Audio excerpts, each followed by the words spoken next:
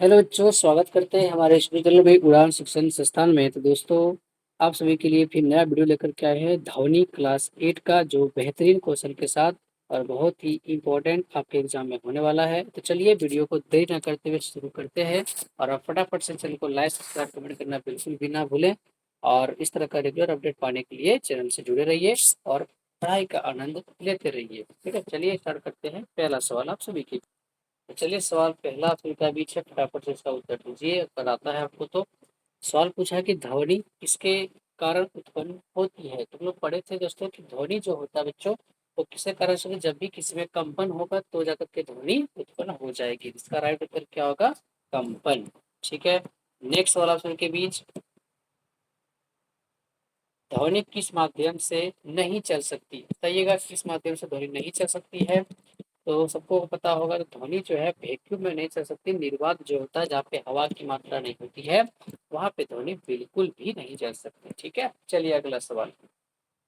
अगला सवाल लिखा है कि ध्वनि तरंग कैसी होती है। ध्वनि का तरंग होता है वो कैसा होता है? अनुप्रस्थ होता है, अनुदैर्ध्य होता है। तो ये सवाल इसका क्या होगा? उत्तर होगा ये ध्वनि अनुदैर्ध्य तरंग होती है, कि ये ऊपर नीचे चलती रहती है, इसको ध्वनि तरंग कहा जाएगा। ठीक है, अनुदैर्ध्य तरंग। नेक्स्ट सवाल आप सभी के बीच। ध्वनि की चाल सबसे अधिक किसमें पाई जाती है? ध्वनि की जो चाल होती है सबसे ज्यादा ठोस में पाई जाएगी। ठीक है, इसका उत्तर ठोस। नेक्स्ट हवा। आवृत्ति की एसआई इकाई क्या होती है? आवृत्ति को किस मापा जाएगा? फ्रीक्वेंसी का जो एसआई मात्रक होता है वो क्या होता है? हर्ट्ज होता है। ये राइट उत्तर हो जाएगा। चलिए फटाफट जवाब दीजिएगा। आवृत्ति किसमें मापी जाती है? तो आवृत्ति किसमें मापी जाएगी? तो ये हर्ट्ज में मापी जाएगी। रिपीट हो सवाल। ठीक है, अगला सवाल देखिए। अगला सवाल लिखा है कि 20 हर्ट्ज से ज्यादा आवृत्ति वाली ध्वनि को क्या कहेंगे? तो देखिए, 20 हर्ट्ज का मतलब होता है ज्यादा ध्वनि। तो ज्यादा कब होगा? पर मतलब ज्यादा आने वाला, तो पर मतलब बाद वाला, जिसका उत्तर पराश्रव ध्वनि, अल्ट्रासाउंड। नेक्स्ट सवाल आप सभी के बीच। सवाल लिखा है कि 20 हर्ट्ज से कम आवृत्ति वाली ध्वनि, कम का मतलब होता है डाउन वाला, तो अप डाउन, ये इसका उत्तर हो जाएगा अपसर्व ध्वनि, इंफ्रासाउंड। ठीक है, अगला सवाल। मानव कान किस आवृत्ति की ध्वनि को सुन सकता है? तो जो मानव का जो कान होता है, यानी कि हम लोग हैं भैया, तो कैसा ध्वनि सुनेंगे? तो आपको पता होगा कि 20 हर्ट्ज से 20,000 हर्ट्ज के बीच की ध्वनि को इतनी सुन सकते हैं। ठीक है, अगला सवाल। ध्वनि की तीक्ष्णता किस पर निर्भर करती है? बता दीजिए फटाफट से, किस पर निर्भर करेगी? तो ध्वनि की जो तीव्रता होती है वो किस पर निर्भर करती है? इसका उत्तर होगा उसकी आयाम। ठीक है, तो नेक्स्ट सवाल आप सभी की। चलिए, सवाल है ध्वनि की तीव्रता किस पर निर्भर करती है? आयाम पे इसका राइट उत्तर फ्रीक्वेंसी, एम्पलीट्यूड। नेक्स्ट है शोर क्या है? तो शोर का मतलब क्या होता है? जिसमें कोई इंटरेस्ट नहीं किसी को होता, ठीक है, जिससे दिमाग खराब किया जाता है, उसको बोलते हैं शोर। यानी कि अवांछित ध्वनि, अनवांटेड। ठीक है, अनवांटेड क्या? साउंड। ठीक है, नेक्स्ट सवाल आप सभी के बीच। प्रतिध्वनि सुनने के न्यूनतम समय कितना होना चाहिए? प्रतिध्वनि का मतलब होता है जो सवाल, सॉरी, जो आवाज जो है रिपीटेशन होता है, लगातार रिपीट होता है, उसके लिए क्या होता है? 0.1 सेकेंड के बीच में ध्वनि रिपीट करती है। प्रतिध्वनि किसके कारण होती है? चलिए बताइए, प्रतिध्वनि किसके कारण से होती है? तो किसके कारण से होगी प्रतिध्वनि? जो है ध्वनि का परावर्तन या फिर अपवर्तन, अवशोषण या विवर्तन, तो ध्वनि का रिफ्लेक्शन के कारण से होती है। अगला सवाल। सोनार किस सिद्धांत पर कार्य करेगा? सोनार का मतलब क्या होता है?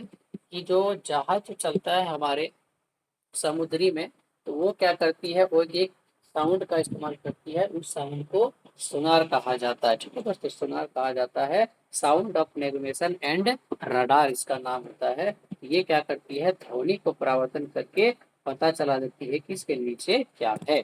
ठीक है, चमगादड़ किसका उपयोग करता है? चमगादड़ जो होता है, इसके पास आंख नहीं होती है, वो क्या करता है? एक ध्वनि का जो तरंग है उसका उपयोग करता है। उस ध्वनि का तरंग का नाम होता है पराश्रव ध्वनि। कौन सा वाद्य यंत्र तारों के कंपन से ध्वनि उत्पन्न करेगा? तार है तो तार किसमें? बांसुरी में तार होता है क्या? बिल्कुल नहीं होता है। ढोल में नहीं होता है, घंटी में नहीं होता है। तो गिटार ही ऐसा चीज इसमें क्या होती है? तार होती है, इस पर टनटनाते हैं। वायु की ध्वनि, सॉरी, वायु में ध्वनि की चाल लगभग कितनी होती है? तो देखो, लगभग पूछा है तो ये 340 होता है। या फिर 343 के आसपास भी होता है। ध्वनि प्रदूषण से क्या होता है, क्या होगा ध्वनि प्रदूषण से? सुनने की क्षमता बढ़ेगी।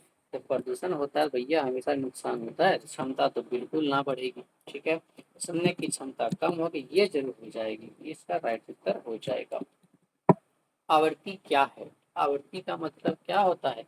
उसमें बार बार रिपीटेशन जो होता है उसी के बीच का अंतर होता है, उनकी प्रति सेकंड कंपनों की संख्या, यही इसका राइट उत्तर हो जाएगा। पराश्रम का उपयोग हम लोग कहाँ करते हैं, बता दो बच्चों, कहाँ करते हैं इसका उपयोग? तो हमको पता है, आपको पता होना चाहिए कहाँ करते हैं। तो पराश्रम का उपयोग चिकित्सा में करते हैं, अल्ट्रासाउंड करवाया जाता है, किसका? छाती का, पेट का, नहीं पेट का होता है एक्सरे नहीं होता। अगला है, निम्न में से कौन सा जीव पराश्रम का उपयोग करता है? पराश्रम का उपयोग कौन सा करेगा? तो पराश्रम वही करेगा जिसके पास कुछ कमी होगा। तो चमगादड़ भैया इसका राइट उत्तर होगा। ठीक है, ध्वनि की तीव्रता का स्तर किस इकाई में मापा जाता है? तो बता दीजिए फटाफट से, कैसे नापतानी हो? तो देखो किससे नापतानी, तो डेसिबल नाम इसका उत्तर हो जाएगा। ठीक है, अगला सवाल देखो। तो ढोल में ध्वनि किसके कंपन से उत्पन्न होती है? तो किसके कंपन से उत्पन्न होगी ढोल में? ढोल ढोल तो झिल्ली। ठीक है, झिल्ली मतलब उसका जो परतवा होता है उससे उत्पन्न होता है। अगला सवाल देखो, आयाम क्या है? आयाम क्या होता है? अधिकतम विस्थापन, आवृत्ति, समय। इसका उत्तर विस्थापन हो जाएगा। ध्वनि किन माध्यम में चल सकता है? तो किसके लिए चलती है भैया? इसके लिए भी कुछ ना कुछ चाहिए, है कि नहीं? द्रव में चलेगी, ठोस में चलेगी, गैस में चलेगी, सभी में चलेगी, तो भैया सभी उत्तर हो जाएगा। ठीक है, अगला सवाल, ध्वनि के संचरण के लिए क्या आवश्यक है? तो संचरण का माने क्या? वही जो उसका रास्ता बना दे, इसके लिए मध्यम चाहिए, मध्यम। ठीक है, मीडियम होना चाहिए, तभी तो चल पाएगा। ठीक है, ध्वनि प्रदूषण को कैसे कम करेंगे, बता तो कैसे कम करेंगे? तो पता होना चाहिए सभी को। हॉर्न बजा देंगे तो भैया, हॉर्न बजा देंगे तो ध्वनि और बढ़ जाएगी। ठीक है, लाउड स्पीकर बजा देंगे तो पूरा गांव का ध्वनि बढ़ जाएगा। पटाखा चलाएंगे तो पूरा खानदान उड़ के आ जाएगा। तो पेड़ लगा देंगे तो ये अब्जॉर्प्शन कर लेगा, ध्वनि को समाप्त कर देगा। अगले का सवाल, प्रतिध्वनि का उपयोग किसके लिए करते हैं? तो किसके लिए करते हैं? जो डीजे बजाने के लिए करते हैं। क्या डीजे में लगाता है जो मशीन, इसको मिक्सर मशीन कहते हैं। ठीक है, तो सही उत्तर क्या होगा? देखिए चित्रकारी। तो चित्रकारी में कब से इसका प्रयोग होने लगा? ठीक, दूरी मापेंगे क्या? दूरी के लिए तो अपना फॉर्मूला अलग से है। ठीक है, बहुत बढ़िया। खाना पकाएंगे? बिल्कुल भी नहीं। लिखेंगे क्या? नहीं करेंगे। तो इस सवाल में कुछ बहिर्जागिरी कर दिया का, ये सवाल ही गलत है। ठीक है, तो प्रतिध्वनि का उपयोग किसके लिए करेंगे? तो यहाँ पे ठीक है, दूरी मापने के लिए कर सकते हैं। मेजरमेंट ऑफ डिस्टेंस, ना ना इसका उत्तर सही नहीं है, क्या सवाल सही नहीं। अगला देखिए, ध्वनि सबसे तेज किसमें चलती है? सबसे पता है कि वैक्यूम में चलेगी नहीं, तो सबसे ज्यादा ठोस में की स्टील में ही चलती है, ठोस। ठीक है, अगला सवाल, तो लास्ट सवाल खत्म होगा आप सभी के बीच। उम्मीद करते हैं आपको सवाल अच्छा लगा होगा। ठीक है, और 30 MCQ रेगुलर आप सभी के बीच हम लाते रहेंगे। और क्लास 8 का कुछ ही टॉपिक्स है जो बचा हुआ है बच्चों, बाकी सारा टॉपिक खत्म होने वाला है। तो उम्मीद करते हैं कि आप अच्छे से चीज़ों को करते होंगे।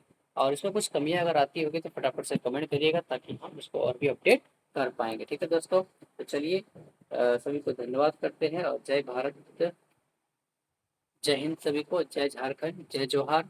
और जय झारखंड के सभी बच्चों को हमारे तरफ से धन्यवाद। ठीक है, हमारे वीडियो को बन रहने के लिए। और चैनल को लाइक सब्सक्राइब कमेंट करना बिल्कुल भी ना भूलें, क्योंकि ये नंबर 1 चैनल बनना चाहिए पूरे झारखंड का। ठीक है दोस्तों, चलिए स्टार्ट। चलिए, थैंक यू सभी को। अगले सुबह मिलते हैं 6 बजे।